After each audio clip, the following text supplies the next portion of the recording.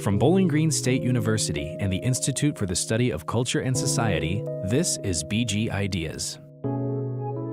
I'm going to show you this with a wonderful experiment. You're listening to the Big Ideas Podcast, a collaboration between the Institute for the Study of Culture and Society and the School of Media and Communication at Bowling Green State University. I'm Jolie Sheffer, Professor of English and American Culture Studies and the Director of ICS. As always, the opinions expressed on this podcast are those of the individuals involved and do not necessarily represent those of BGSU or its employees. Bowling Green State University and its campuses are situated in the Great Black Swamp and the lower Great Lakes region. This land is the homeland of the Wyandot, Kickapoo, Miami, Potawatomi, Ottawa, and multiple other indigenous tribal nations present and past who were forcibly removed to and from the area. We recognize these historical and contemporary ties in our efforts towards decolonizing history, and we thank the indigenous individuals and communities who've been living and working on this land from time immemorial. Today I'm talking with law professor, journalist, and author Kevin Noble Maillard, and illustrator and author Juana Martinez Neal. Kevin and Juana collaborated on the children's book Fry Bread, a Native American family story. They visited Bowling Green in March 2023 as part of the In the Round speaker series at BGSU, and participated in an event at the Bowling Green Public Library where Maria Simone is Youth Services Coordinator for the Wood County District Public Library. Thank you all for joining me today. It's great to be here. Thank you. Yeah. This is one for each of you in turn. Tell us a little bit about how you came to be interested in and involved in creating or teaching about children's literature. What are some of the key elements of your background that led you to this project in particular?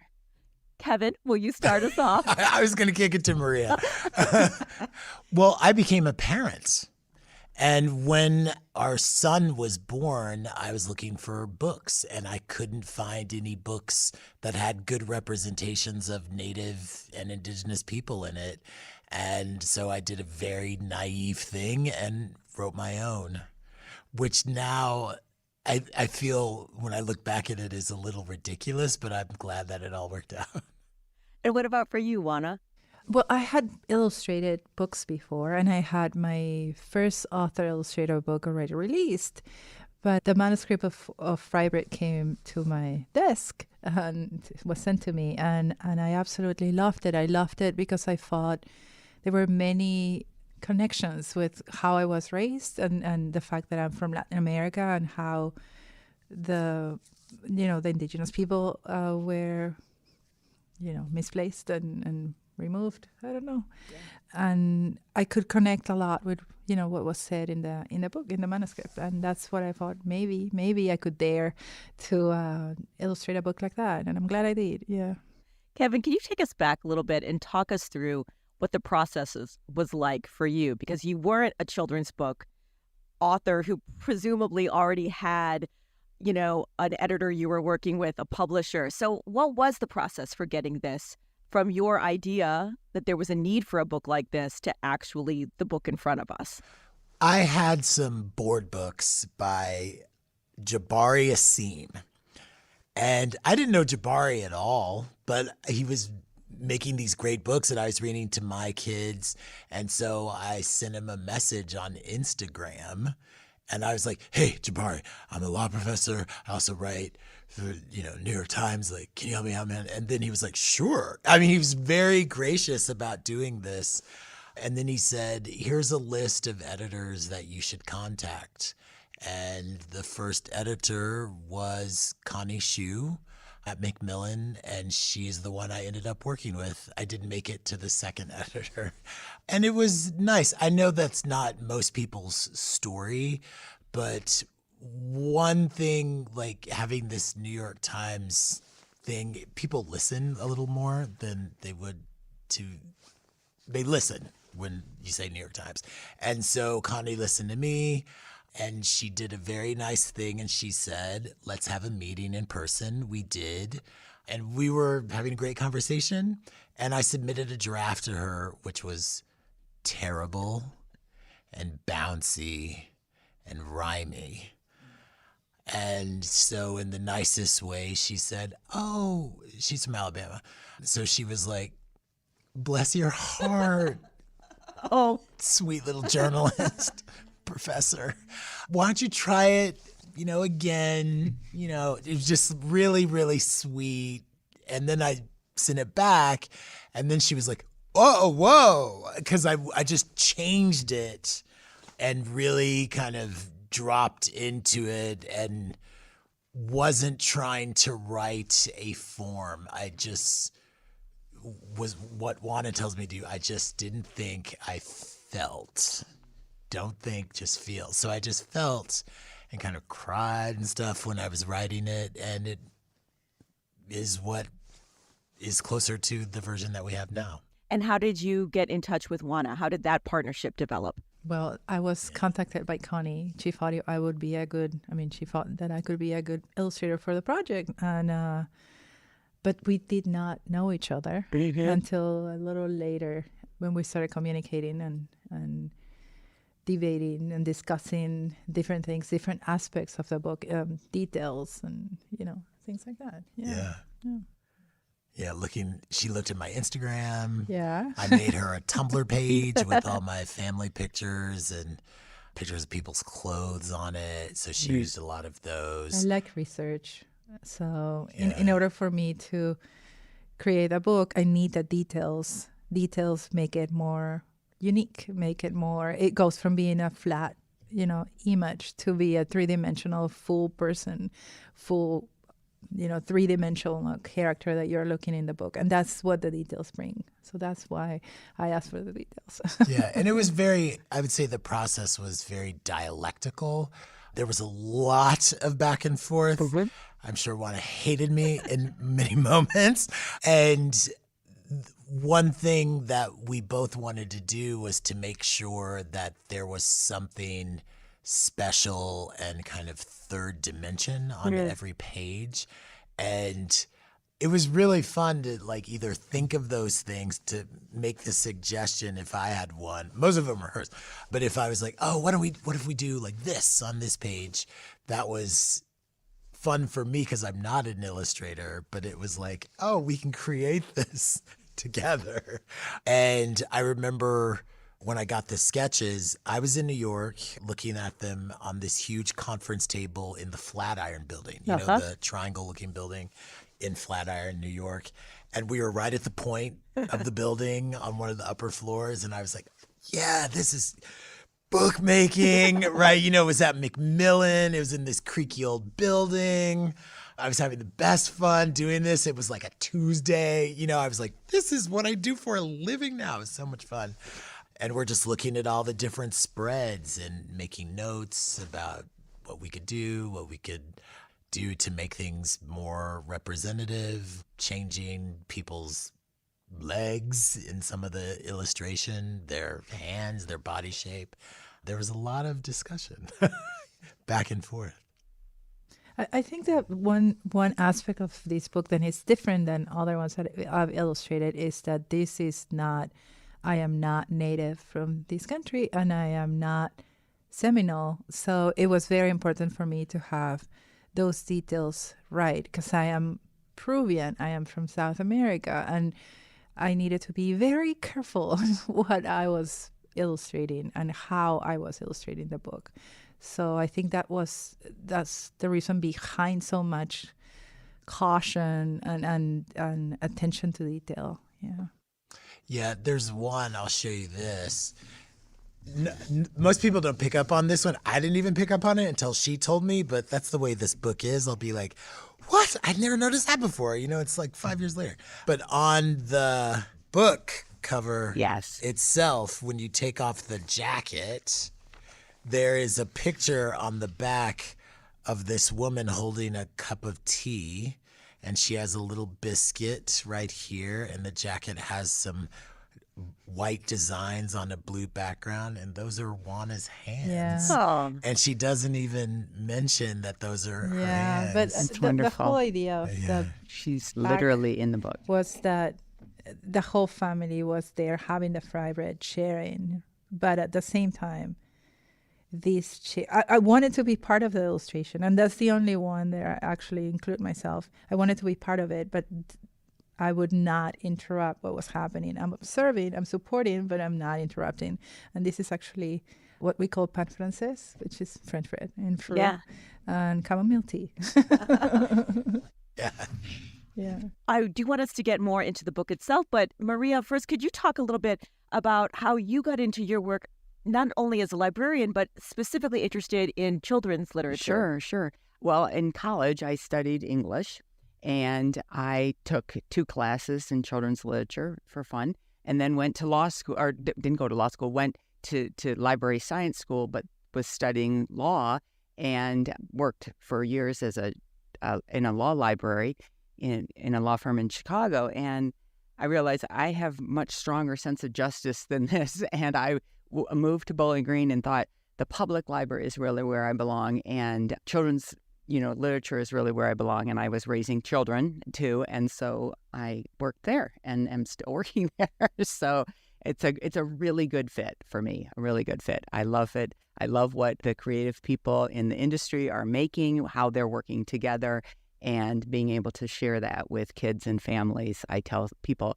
I am in a sweet spot because I have the best materials, the best staff, and then we can put this stuff together with people who come into the library and encourage people to come into the library and make it, a comfortable, also very encouraging and supportive environment for our community. So this is a very sweet book, too. Well, and let's talk about the book. So for folks Delicious. who are listening, right, who may not have encountered the book yet, how would you describe the book, Kevin? What would be some of the kind of ways you would describe it to someone who isn't seeing it while we talk?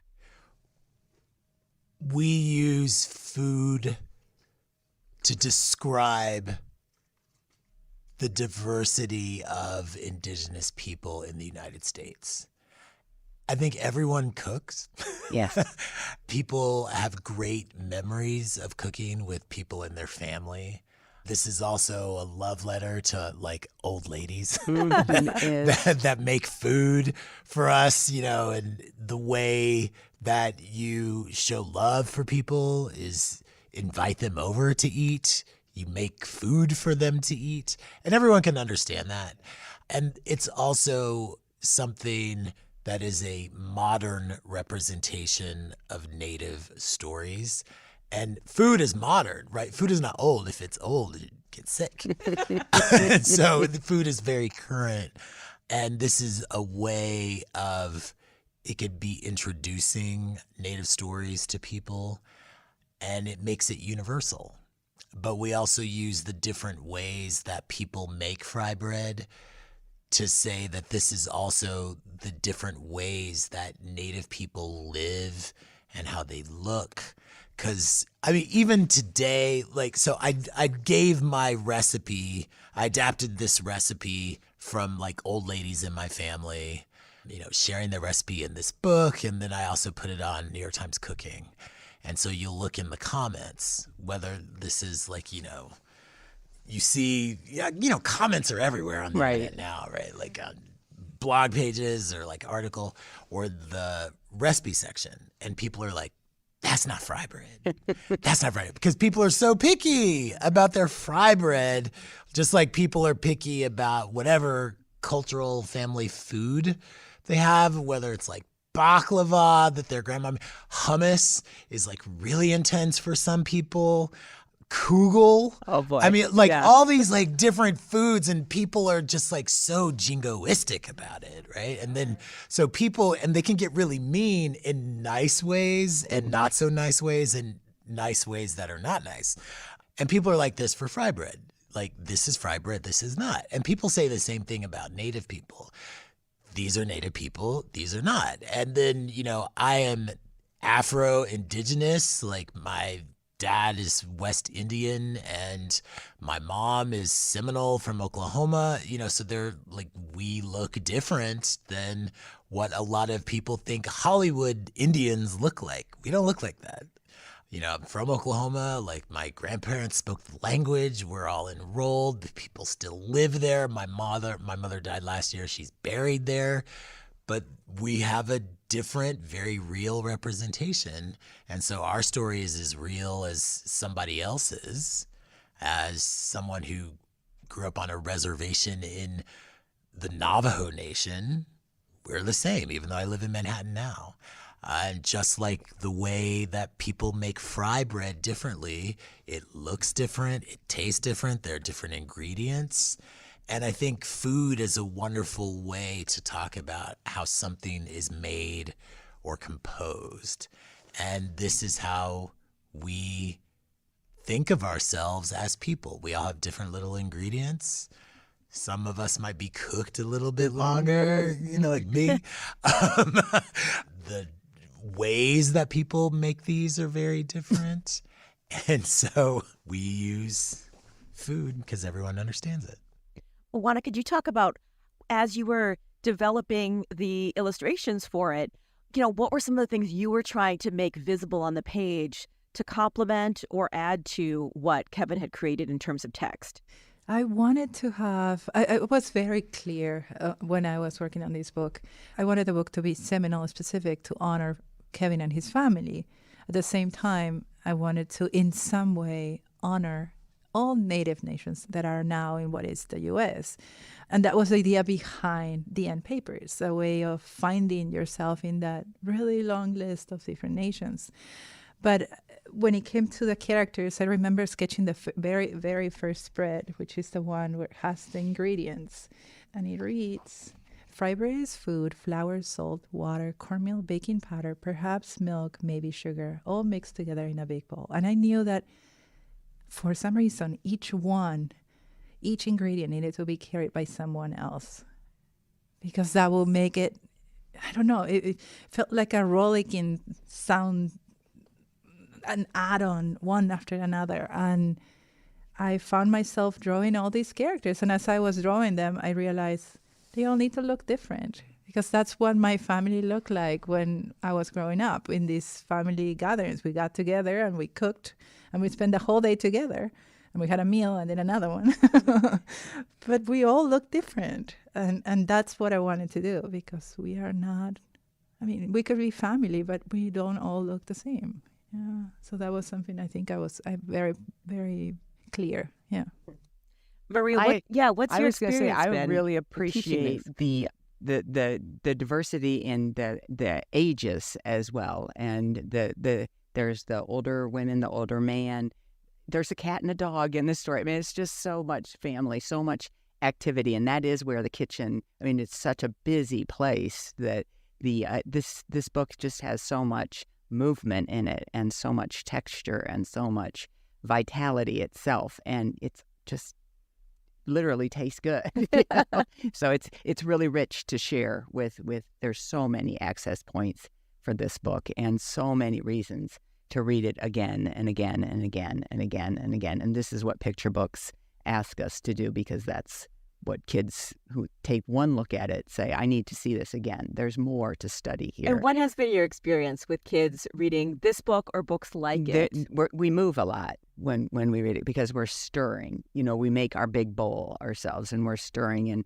And sometimes we are, very much using our hands. And yeah, this has just been really, really special to share with kids. We've had sort of a symphony of sizzling, because the kids love to make sounds with their mouths, and that's really important thing to do when you're learning to talk and learning to read, is to discover your mouth and the different sounds it makes. So the sizzling and the it's really fun, and just getting up and dancing and moving around. So yeah, we have not tasted fry bread, but we have talked a lot about different foods, and talked a lot about donuts, because we consider donuts to be fry bread.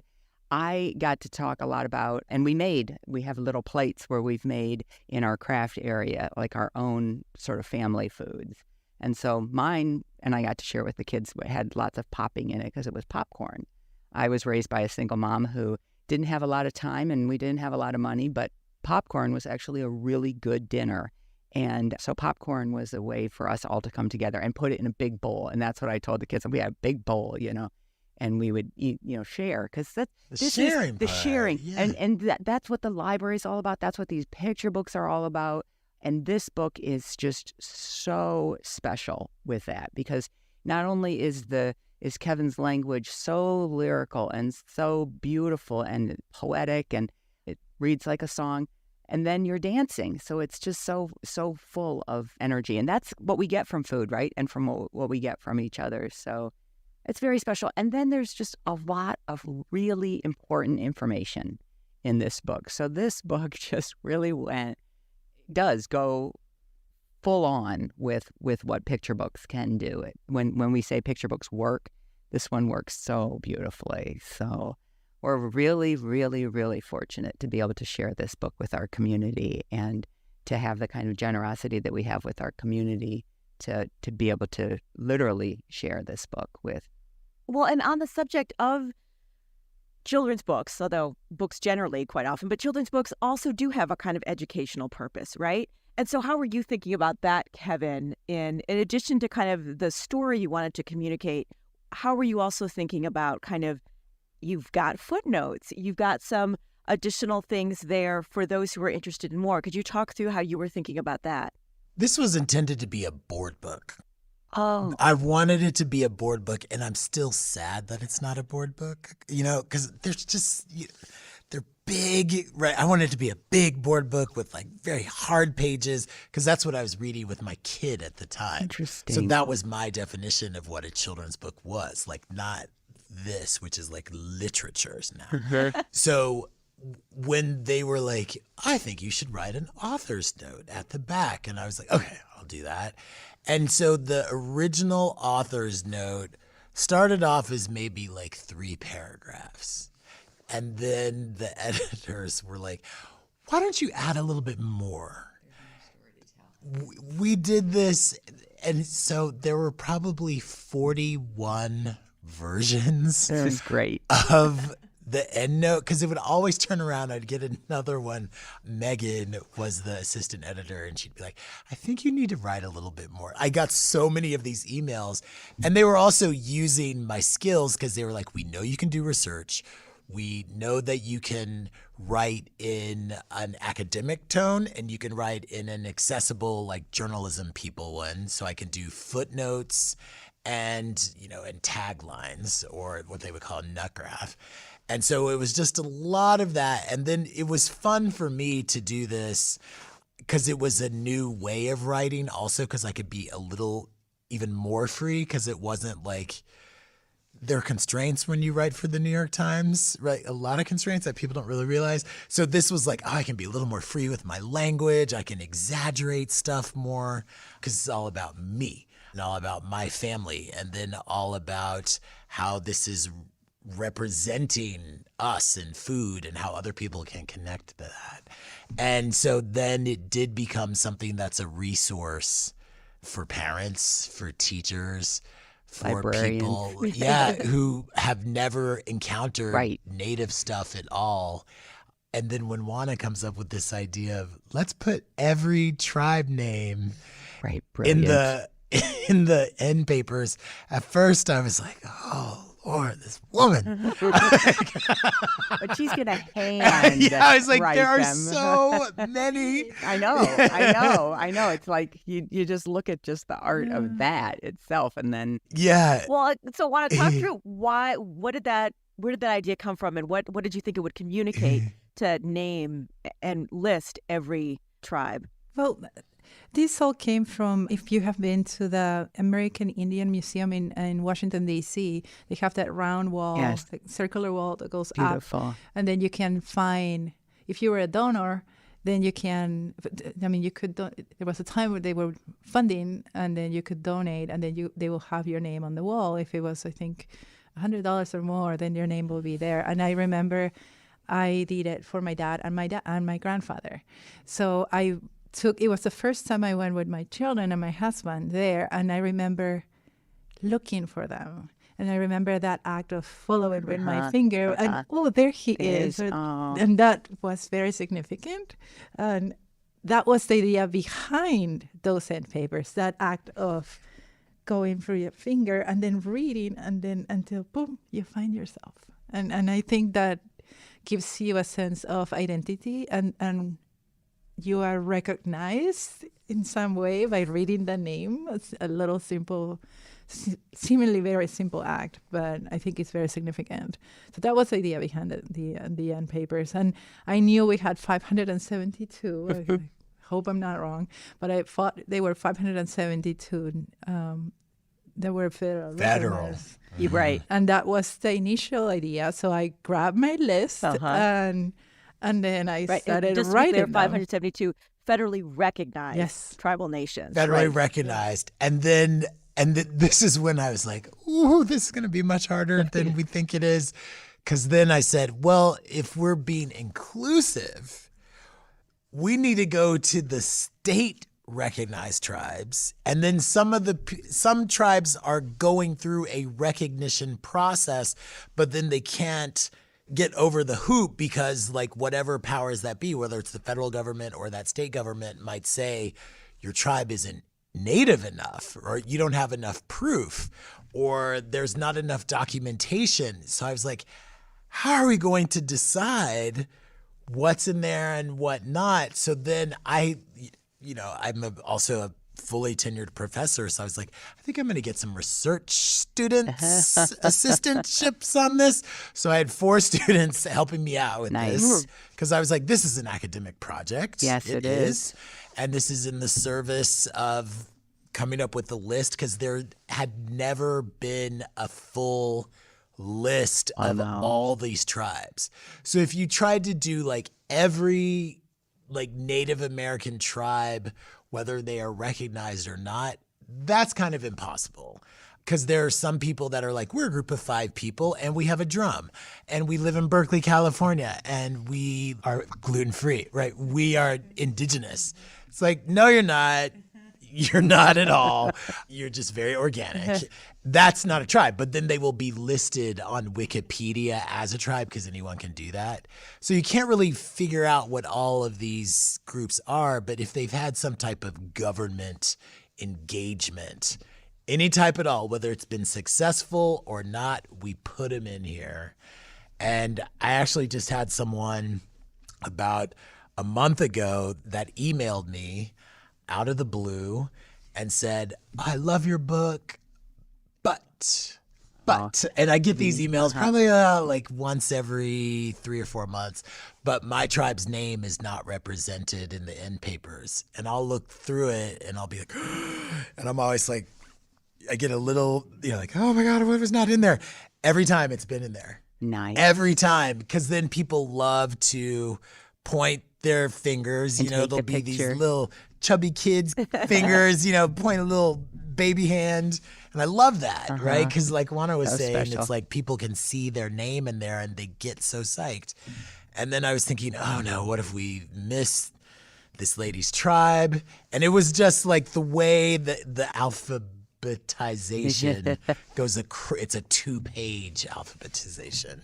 So I did find it, and I was like, you're seen. Wow.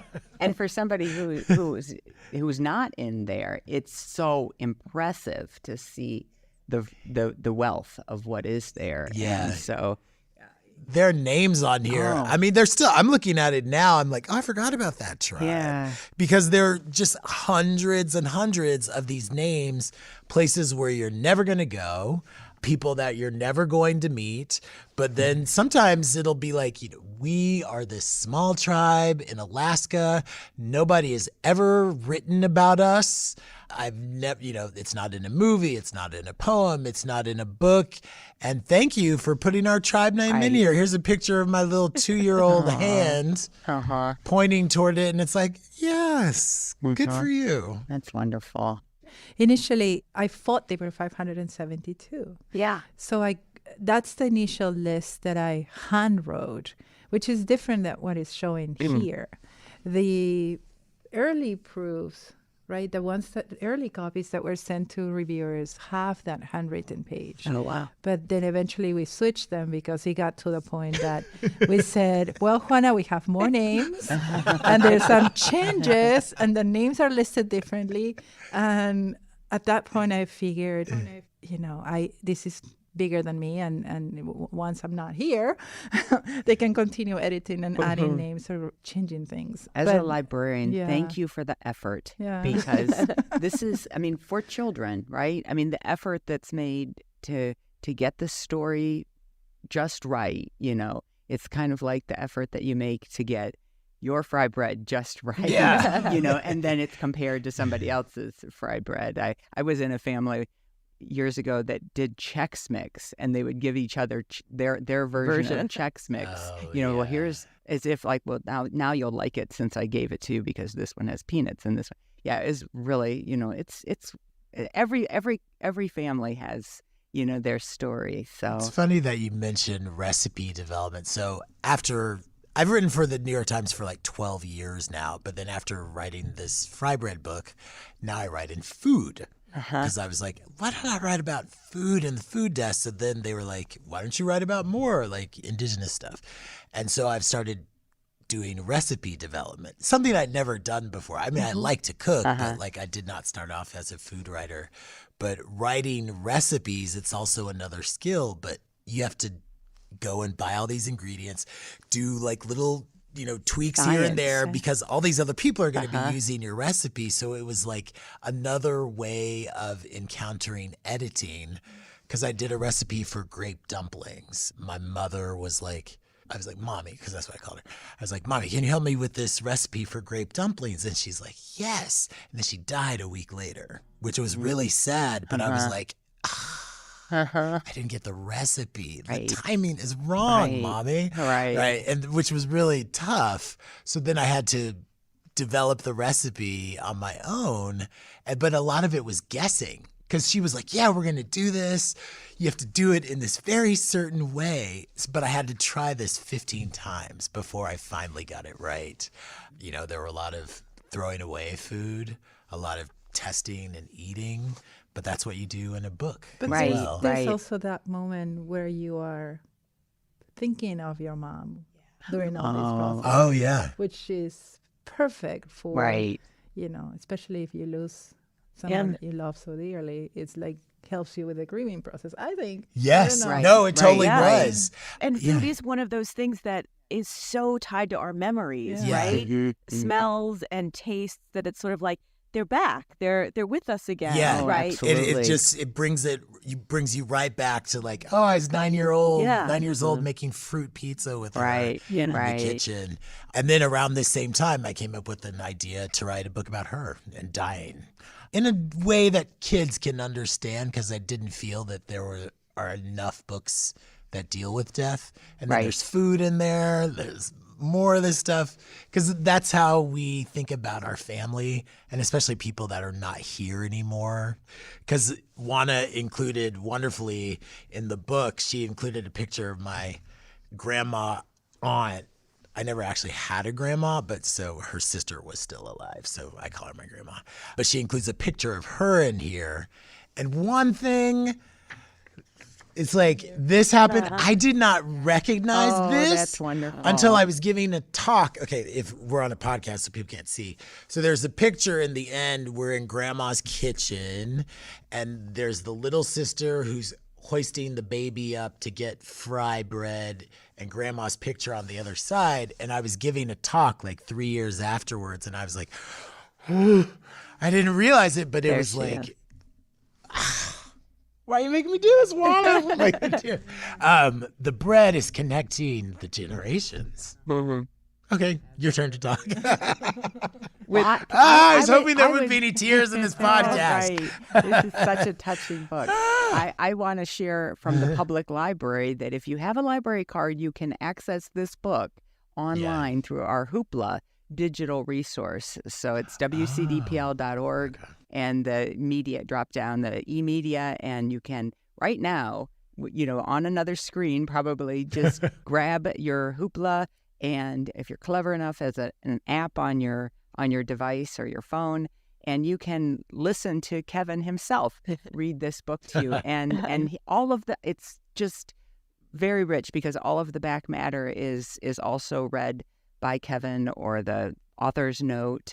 is also read, and the illustrations have a sort of a gentle animation. But there's also also the book too is available. So yeah, please think about the library as a resource. We're also really fortunate with the public television station to be able to give us copies of this book to share with school students as well as the public. So this very generous book has inspired lots more generosity. So it's wonderful. And this is a hardback book, so it's a really generous offer from the public television station. They got a grant from Ohio Learns 360.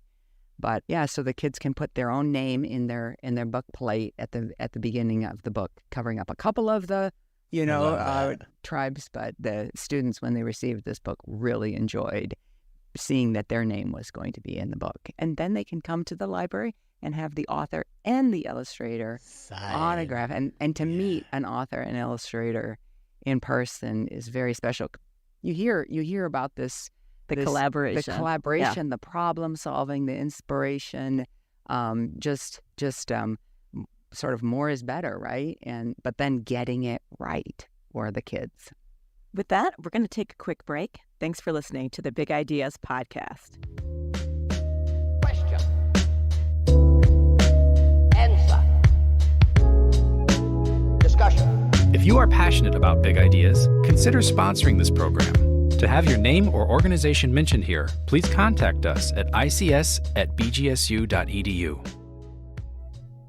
Welcome back to the Big Ideas podcast. Today I'm speaking with Kevin Noble Maillard and Juana Martinez Neal, who collaborated on the children's book Fry Bread, a Native American family story. We're also joined by Maria Simone, Youth Services Coordinator for the Wood County District Public Library. So one of the things that we care a lot about in ICS is collaboration, and especially sort of connecting the university with our wider communities. So Maria, you were beginning to talk before the break about that. Could you say more about the partnerships that exist between the Wood County District Public Library and the university, and maybe some of the other places where children's literature is being celebrated and promoted? Absolutely. Well, we sit, as I said, in a very sweet spot with these wonderful materials that do bring in a lot of different people to investigate and to want to share them themselves. So whether they're educating at the university, whether they're students who are studying, we have a lot of interns that work with us to keep things very well organized at the library. And so we do a lot of partnering with BGSU as well as WBGU, PBS TV. Matter of fact, when I was leaving here, I ran into Kelly Feniger's partner, colleague, who was returning some books. So I said, I have to go.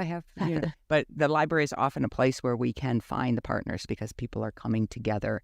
So I sometimes don't even have to go out for meetings because I run into, our partners. But we have all kinds of tutors that work at the library for our tutoring program in the afternoons. And we've worked really closely with Heidi and with Jen for In the Round last year to bring in water protectors, author and illustrators. So that was extremely special.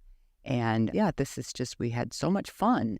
And this is a really, really special project, In the Round. I've really, really enjoyed myself going to the talks and the lectures and the performances and all that it is. And I don't create myself. I have tried to write a children's picture book, haven't had the success, but when you say the book is not there, maybe I assign myself to it.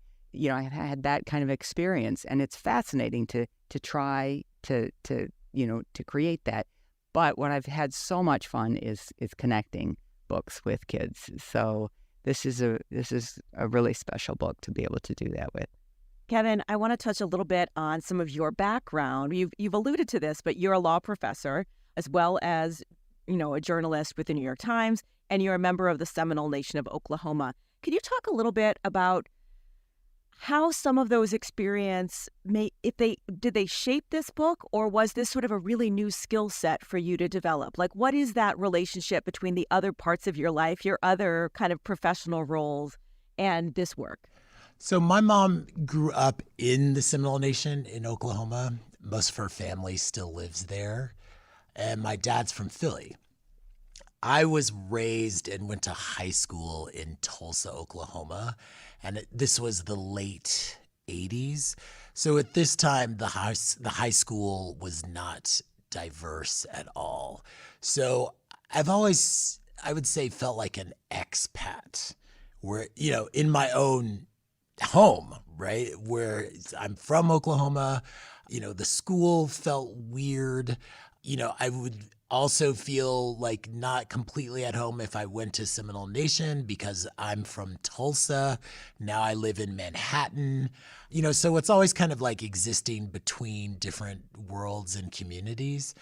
And this is something that has been translated into my graduate work. I always write about like mixed race families, diverse families. I write a lot about dads, right? My favorite thing would be to write about a mixed race dad, like in an untraditional family, something like just me search, which I could call that. And I've always done this topic, whether it's in academic work, journalism work, for the times I did entertainment, film and TV for a while. And all of the topics I did were like Native films, representation of identity in Native films. I mean, this is the stuff that I do my work in. This is what I wrote my dissertation in. Bread and butter. Totally. Yeah. So it's the same topic, but different audiences. Before I've said it, where it's like speaking the same language, but with a different accent. So it could be for grownups.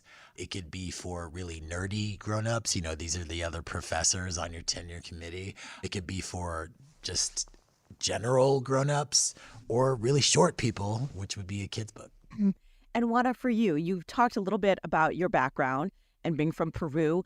How do you think about kind of the work on this book as part of your larger body of work? In what ways was this a continuation? In what ways was some of this maybe different? I think every book is different, and every book is an extension or a stretching of your work. Otherwise, why would you work on the same book over and over again? It's just, to me, it wouldn't serve a purpose. So each book is a little different. This is the first book I illustrated that had a Native theme, and where I represented Native people from the U.S. I thought it was a beautiful subject matter that I was really for a long time interested in, and it happened. I mean, I really hope to do something like this, but sometimes it takes time to get to do it. And how do you see this book fitting in relative to the other books? Because you're an illustrator as well as an author illustrator, right? Are there common themes? Yes, I think the common theme is identity, the understanding of self, who you are, who you are in the world, what's your place in the world, and that's something that runs throughout all my work. Yeah, it's consistent. Yeah.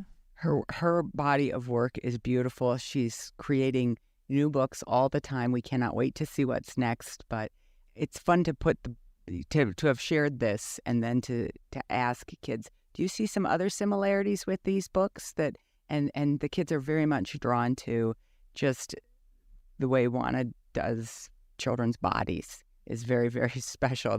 The bellies and just the eyes are just exquisite. So look carefully. Yeah. Look carefully. And you can tell that she's looking carefully and looking, with her heart as well. And so there's just so much love in her books. And the animals. We really like the animals and the sense of humor. And yeah, I mean, there's a lot of action. Yeah. So please check out all of Juana's books because we have them at the library, although they're moving off the shelves very fast. Well, that is one of the... Oh, please go ahead, I was Kevin. on a Zoom with Juana earlier this week, and in the background is her dog, like sunning himself in the window. Right.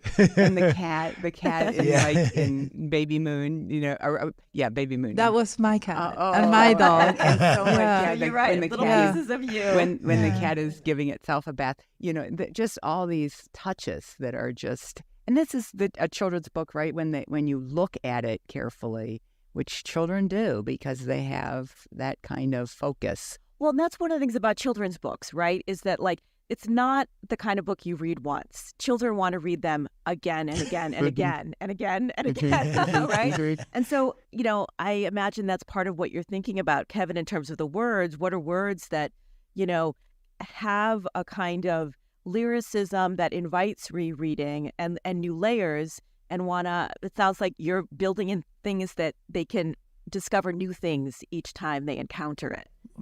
I always keep in mind that sometimes the children that will look at the books don't have the words yet. So the way they're reading the story is through the images. So with that in mind, you have to give them all this little information so they can actually keep themselves, busy looking at all the details. Yeah. It's I think research. I think, and in a really deep, well thought picture book, there are a million stories going on all on the same page. Yes. Right. And it's not just representative of what the words are saying, but also, how the characters are interacting with each other. We can understand body language. We can put that on a page. What is the interaction between the pictures and the words? Right. It's almost like a music video, like from the 80s on MTV. Right. Sometimes it'd be very literal, and other times it's like, what is the connection of this Duran Duran video and this spaceship? Right. There's that. Right. But then there's that interplay, which tells, an even a third story. And just wanting to turn the page. This book really encourages you to turn the page to see what's next. Where is this, where is this song going? And then what's going to happen next? And how am I going to get involved in it?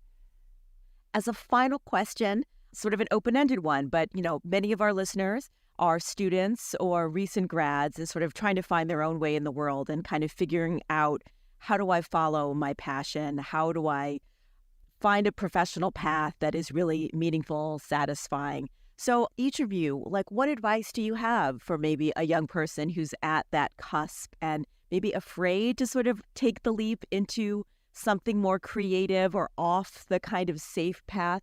What advice would you give? Juana? The first thing I would say is pay attention to what you love, because that you will find a thread throughout, those little things that you love, being music or pottery or cooking, patterns, little things. And pay attention to what you love, and life will find a way, I think, to throw you into that situation where you just have to make it happen. But it will happen on its own time. You can't push anything. You can just pay attention and be present. And, I wish I was more, yeah. What about for you, Kevin? Polite annoyance gets things done.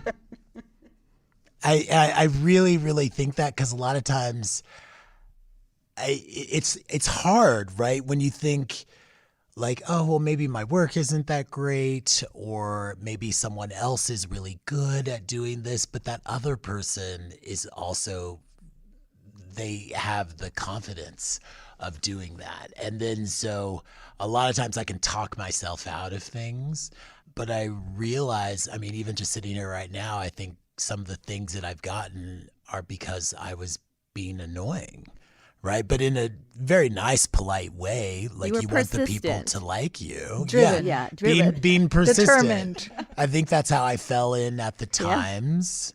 And that's been the only place that I've ever published. I'm kind of scared to publish with other places, because I'm like, what if they don't like my writing, right? I think they probably would, right? With children's books also, it was about, okay, let me ask this person who I don't know how you get that done. And they had a good response for me. Calling the editor, hey, do you want to have lunch? Until she says yes. And these were all not traditional ways of doing it, but that's how polite annoyance gets things done. These are wonderful answers, and these are exactly why I like going to things like In the Round or the Mazza Museum, and hearing at the University of Findlay, hearing other authors and illustrators talk. Just the creative people, they have great ideas, but then they do know how to get it done. I often tell college students that are at the library that are graduating and maybe they've done an internship at the library, then they're not sure whether they want to work at a library or where they want. But I say, I would have never thought when I was leaving college that this is where I'd be. I just didn't know myself well enough. I kind of knew what I liked, but I didn't really know myself well enough. And so I think saying yes to opportunities is always really, really important. And just to sort of let yourself, let things happen that you sort of see that was a good thing, or maybe that wasn't a good thing, but it certainly did inform me as to like what I do want to do. So I say yes. Thank you all so much for talking today. It's been a real pleasure. Listeners can keep up with ICS happenings by following us on Twitter and Instagram at ICS BGSU and on our Facebook page. If you're interested in the round, make sure to keep an eye on the BGSU website for those events. You can listen to Big Ideas wherever you find your favorite podcasts. Please subscribe and rate us on your preferred platform. For more information or to propose a guest for a future episode, visit us at bgsu.edu/BG Ideas. Sound engineering for this episode was provided by Caitlin Herman, Marco Mendoza, and Brendan Akatora. Research for this episode was by Joe Elia.